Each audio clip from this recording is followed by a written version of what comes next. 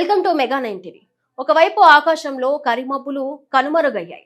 El Niño ప్రభావంతో వానాకాలం సగం గడిచిపోతున్నా ఆశించిన స్థాయిలో వర్షాలు పడలేదు. మరోవైపు వందల టీఎంసీల సామర్థ్యం ఉన్న ప్రాజెక్టులు, రిజర్వాయర్లు కళ్ళెదుటే కనిపిస్తున్నా వాటిలో చుక్క నీరు లేదు. పంటల సాగు కోసం పెట్టుబడి పెట్టి నీళ్ల కోసం ఎదురు చూస్తున్న తెలంగాణ రైతాంగం ఇప్పుడు తీవ్ర ఆందోళనలో ఉంది. ఇలాంటి విపత్కర పరిస్థితులలో అన్నదాతల పక్షాన నిలబడుతూ రాజకీయాలకు అతీతంగా రైతులను ఆదుకోవాలని డిమాండ్ చేస్తూ మాజీ మంత్రి బీఆర్ఎస్ సీనియర్ నేత హరీష్ రావు రాష్ట్ర నీటిపారుదల శాఖ మంత్రి ఉత్తమ్ కుమార్ రెడ్డికి ఒక సంచలన లేఖ రాశారు. మరి ఆ లేఖలో ఏముంది, హరీష్ రావు డిమాండ్స్ ఏంటో ఇప్పుడు చూద్దాం.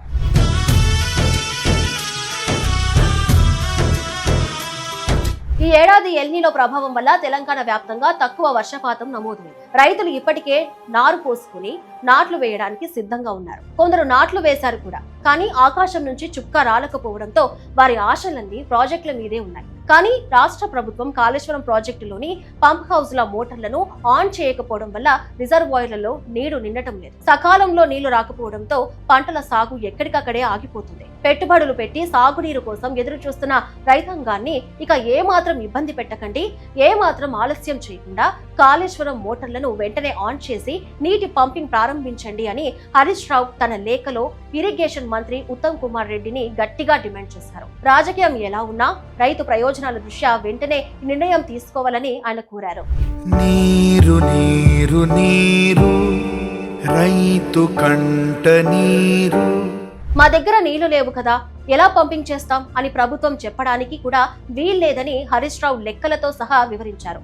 ఎందుకంటే ఇటీవల ఎగువ ప్రాంతాలైన మహారాష్ట్ర, ఛత్తీస్గఢ్ లో కురిసిన భారీ వర్షాల కారణంగా గోదావరి నదిలోకి మంచి వరద వచ్చి చేరింది. కాళేశ్వరం ప్రాజెక్టులలో కీలకమైన శ్రీపాద ఎల్లంపల్లి రిజర్వాయర్ పూర్తి నీటి సామర్థ్యం 20 టీఎంసీలు కాగా ఇప్పటికే అందులో దాదాపు 14 టీఎంసీల వరకు నీరు చేరింది. పైనుంచి ఇంకా వరద వస్తూనే ఉంది. అలాగే కాళేశ్వరం ప్రాజెక్టులలో అత్యంత కీలకమైన అంతర్భాగంగా ఉన్న మిడ్ మానేరు రిజర్వాయర్ పూర్తి నీటి సామర్థ్యం 27 టీఎంసీలు. ప్రస్తుతం అందులో సుమారు 22 టీఎంసీల నీటి లభ్యత ఉంది.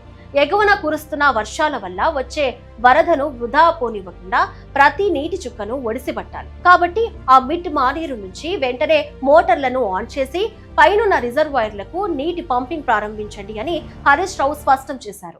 మా కన్నుల తడినే తొడిసే ఓ చల్లని నీచేయే, మా వెన్నుకు బలమై నిలిచే నీ గుండెకు సలాములే. అసలు ఈ కాళేశ్వరం మోటార్లు ఆన్ చేసి మిడ్ మానేరు నుంచి నీళ్లు ఎక్కడికి పంపాలి అంటే హరీష్ రావు తన లేఖలో ఆ జిల్లాల పేర్లు, ప్రాజెక్టుల పేర్లను స్పష్టంగా పేర్కొన్నారు. మిడ్ మానేరు నుంచి నీటిని లిఫ్ట్ చేసి అన్నపూర్ణ, రంగనాయక సాగర్, మల్లన్న సాగర్, కొండపోచమ్మ సాగర్, బాస్వాపూర్ తదితర రిజర్వాయర్లను వెంటనే నింపాలని ఆయన డిమాండ్ చేశారు. ఈ రిజర్వాయర్లలో నీరు నిండితే వీటికి అనుసంధానంగా నిర్మించిన కాలువలు, ఆయా ప్రాంతాల్లోని ఊరు చెరువులు, కుంటలు, చెక్ డ్యాములు అన్ని జలకలను సంతరించుకుంటాయన్నారు. గత ఏడాది ఇదే రిజర్వాయర్ల కింద సుమారు 5 లక్షల ఎకరాల ఆయకట్టు సాగైందని చెప్పారు. ఇప్పుడు మోటార్లు ఆన్ చేస్తే ఆ 5 లక్షల ఎకరాల కింద ఉన్న రైతులకు కనీసం ఈ వానాకాలం, రాబోయే యాసంగి పంటలకు సాగునీటి గోస తప్పుతుందని ఆయన విజ్ఞప్తి చేశారు.